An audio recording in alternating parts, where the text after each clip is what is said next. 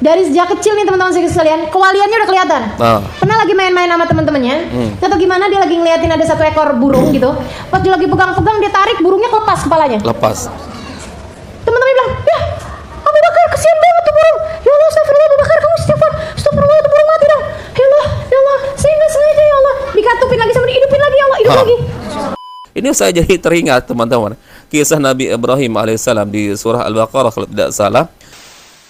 Assalamualaikum warahmatullahi wabarakatuh. Bertemu lagi di channel Nasrus Sunnah. Ada lagi saya temukan teman-teman video dari Ustazah Halimah Al-Idrus Al-Ba'alawi, yang videonya semalam kita reaction terkait pernyataannya yang mengatakan jika kalian mengalami kesusahan, kesulitan apapun, maka mintalah kepada Nabi Muhammad SAW. Dan sudah kita bantah teman-teman bahwa itu adalah kesyirikan. Nah, di video kali ini ya, beliau Ustazah Halimah Al-Idrus berkisah tentang karomah para kabib-kabib ya, junjungan-junjungannya. Jadi ya sama teman-teman ya, tidak ada bedanya Ustazah Halimah Al-Idrus dengan para kabib-kabib yang lainnya. Mereka sama-sama mengoleksi cerita-cerita karomah ya, tentunya karomah dari kakek moyang mereka.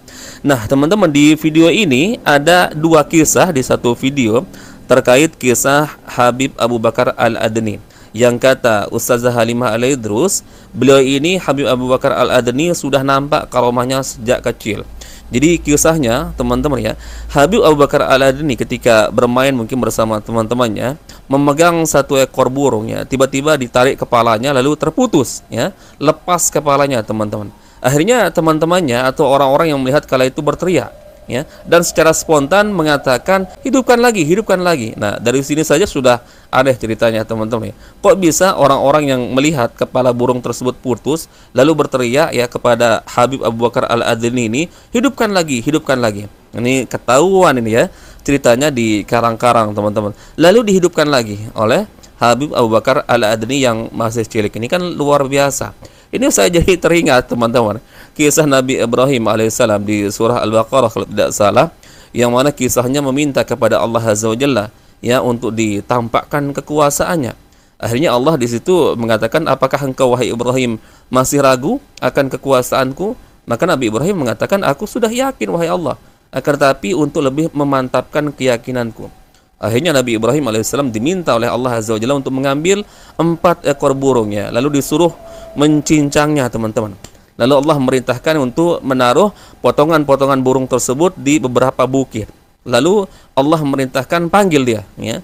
Lalu ketika dipanggil ya, datang burung-burung tersebut bersatu kembali teman-temannya tubuhnya. Ini seakan-akan ya mau menyaingi kisah para nabi teman-teman. Ya banyak saya jumpai kisah-kisah karomah katanya dari para Ba'alawi ini, tapi menduplikasi kisah-kisah yang sudah masyhur teman-teman ya. Toib. Coba kita simak teman-teman ya bagian pertama di video ini.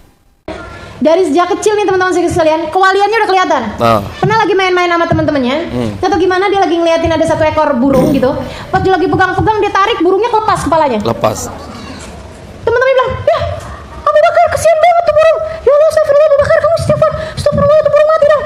Ya Allah, saya nggak sengaja ya Allah. Dikatupin lagi sama dihidupin lagi ya Allah, hidup lagi. Dari sejak kecil, aromanya udah kelihatan.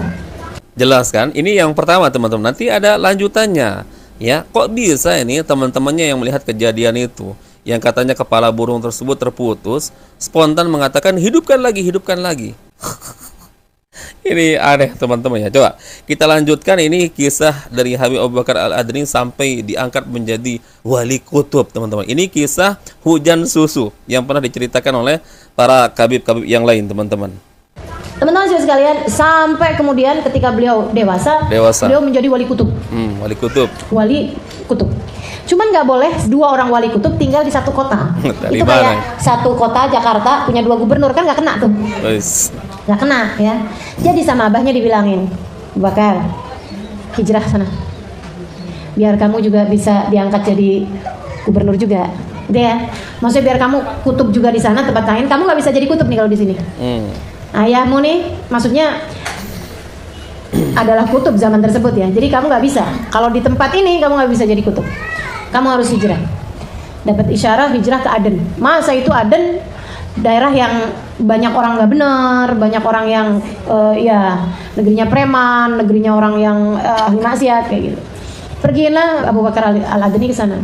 Sayyidina Habib Abu Bakar Al-Adni bilang kemudian, ayo beriman, ayo ini, ayo itu. Mereka pada nantangin. Tuan, gini aja deh. Kalau emang ente beneran wali, kasih kami karomah, kami semuanya bakal tunduk padamu.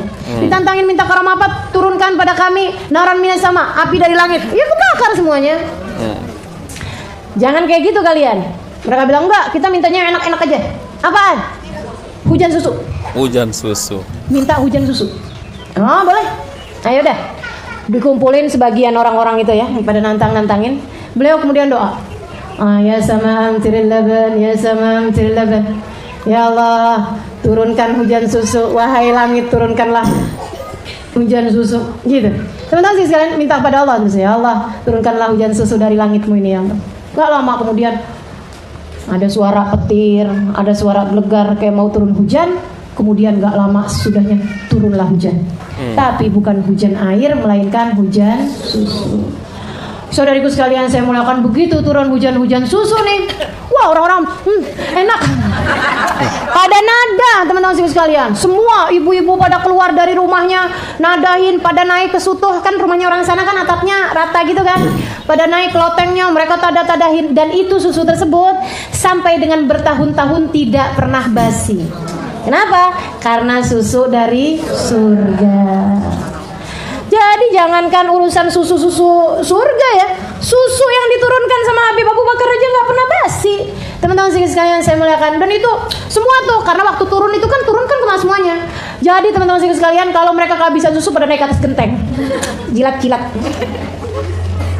Ini kisah hujan susu yang pernah diceritakan juga oleh para kabib-kabib yang lain, teman-teman. Dan saya yakin Halimah Al-Idrus ini juga belum pernah melihat ya tentang kebenarannya. Ada nggak museumnya katanya di Kota Aden ya, tempat diawetkan susu tersebut. Ya, ini sebatas cerita dan cerita, teman-teman ya. Kemudian ada yang aneh juga di cerita ini. Katanya kan ya, ayah dari Habib Abu Bakar Al-Adni ini adalah seorang wali kutub juga. Jadi ayahnya mengatakan ya, wahai anakku, kamu tidak bisa tinggal di sini. Ya, nggak boleh ada dua wali kutub di satu kota. Wali kutub itu juga istilah dari siapa? Kemudian dia memperumpamakan seperti ya ada seorang gubernur. Nggak boleh ada gubernur di satu provinsi. Ini istilah-istilah seperti ini, teman-teman, murni hanya ada di kalangan para sufi saja. Nggak ada Ahlus Sunnah wal Jamaah mengenal namanya wali kutub yang seperti itu. Apalagi dikatakan katanya nggak boleh ada dua wali kutub ya, tinggal di satu tempat, di satu daerah. Lah sekarang coba teman-teman ambil perbandingan di kota Makkah atau kota Madinah. Di situ kan tempat berkumpulnya para wali-wali yang asli. Ya, ada para nabi, para rasul, ada para sahabat nabi, Abu Bakar, Umar, Utsman, Ali. Teman-teman, apa kalian ragu mereka tuh semua wali? Kok mereka bisa tinggal di satu tempat, teman-teman? Dari sini saja sudah ketahuan ya bohongnya dari cerita ini, teman-teman. Siapa wali yang di atas wali, teman-teman? Ya tentu para nabi, para rasul yang pertama, bukan wali lagi. Sudah jelas rasul kalau mereka, sudah jelas nabi, teman-teman, utusan Allah Azza wa Jalla. Ya para sahabat nabi lah, taruh para sahabat nabi. Tapi mereka kok bisa tinggal di satu tempat, misalkan tinggal di Mekah. Kemudian ya sahabat-sahabat nabi yang lain mungkin yang tinggal di kota Madinah. Lah ini katanya wali kutub, teman-teman, yang jelas lebih rendah derajatnya dibandingkan dengan para sahabat nabi. Kok ya ada aturan-aturan aneh yang nggak boleh tinggal di satu tempat. Kalau kamu tinggal di satu tempat, maka kamu nggak bisa memperoleh jabatan sebagai wali kutub. Ini istilah-istilah wali kutub ini dari siapa sih yang buat-buat, teman-teman, ya Allah? Nggak ada dalam Al-Quran, dalam hadis. Yang ada adalah ala inna awliya Allahi la khawfun alaihim walahum yahzanun alladzina amanu wa kanu yattaqun, kata Allah Azza wa Jalla dalam Al-Quran. Ketahuilah bahwa wali-wali Allah Azza wa Jalla itu adalah orang-orang yang tidak memiliki rasa takut, kekhawatiran, dan tidak pula mereka bersedih hati. Dan mereka adalah orang-orang yang bertakwa. Jadi ukuran seorang wali ini menurut kriteria Allah Azza wa Jalla, teman-teman, adalah orang-orang yang bertakwa. Yang namanya takwa ya tidak lepas dari amal soleh.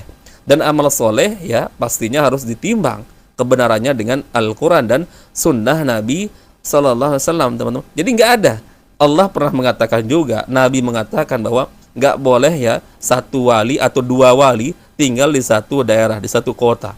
Nah itu para sahabat Nabi tinggal bersama Nabi juga di kota Mekah. atau kota Madinah, teman-teman. Kan nggak mungkin ada satu sahabat saja tinggal di kota Mekah, satu sahabat lagi tinggal di kota Madinah atau di Irak atau di Basrah, teman-teman. Lah berarti cuman berapa dong sahabat Nabi, teman-teman? Sedangkan mereka tidak kita ragukan, mereka lah wali-wali Allah Azza wa Jalla yang asli, teman-teman. Lah ini ceritanya para kabib-kabib ini, ya, termasuk Halimah Al-Idrus ini, aturan dari mana itu, ya? Katanya wali kutub ini, wali kutub nggak boleh tinggal di satu daerah, ya, apalagi melebihi dari 2 wali kutub, 3 wali kutub, harus masing-masing tinggal di satu tempat. Ini sudah, teman-teman. Kalau mengikuti pemahaman sufi-sufi ini, teman-teman, bisa-bisa error otak kalian, teman-teman. Ya alhamdulillah, ya kita mengenal ya manhaj salaf, teman-teman. Saya pribadi belum pernah mendapatkan doktrin-doktrin seperti ini. Bukan berarti kita nggak percaya mukjizat, nggak percaya karomah, teman-teman. Sangat percaya adanya mukjizat para nabi, para rasul, karomah para wali. Ya, tapi kalau karomah versi Ba'alawi ini, teman-teman, ya banyak bertentangan dengan Al-Quran dan Sunnah, dan cenderung, teman-teman, melebihi mukjizat Nabi. Ya, bagaimana kita percaya? Ya, Habib bisa menurunkan rantai emas dari langit sampai ke bumi. Kalau itu benar, teman-teman, heboh dunia ini, teman-teman. Tapi nggak ada cerita kan yang seperti itu, hanya ada dari kalangan-kalangan mereka. Habib bisa padamkan neraka jahanam dengan jari kelingking. Habib bisa mi'raj bertemu dengan Allah 70 kali dalam satu hari. Habib katanya dengan karomahnya diizinkan keluar masuk ke dalam surga. Ya Allah, teman-teman. Ya makanya susah, ya sulit rasanya untuk kita percaya cerita-cerita karomah versi Ba'alawi ini, baik dari kalangan kabib-kabibnya ataupun ustazah-ustazahnya, teman-teman. Ya karena mereka satu perguruan. Secara otomatis ya apa yang keluar, teman-teman, dari lisan mereka ya alurnya pasti sama terus. Dan yang mereka ceritakan kan masalah karomah selalu dari kalangan kakek moyangnya, dari junjungan-junjungan mereka, kabib-kabib yang sudah meninggal dunia, teman-teman. Toib. Mungkin itu saja, teman-teman, yang bisa kita share di video kali ini. Semoga bermanfaat. Insyaallah kita bertemu lagi di video berikutnya. Assalamualaikum warahmatullahi wabarakatuh. Barakallahu fikum. Assalamualaikum warahmatullahi wabarakatuh.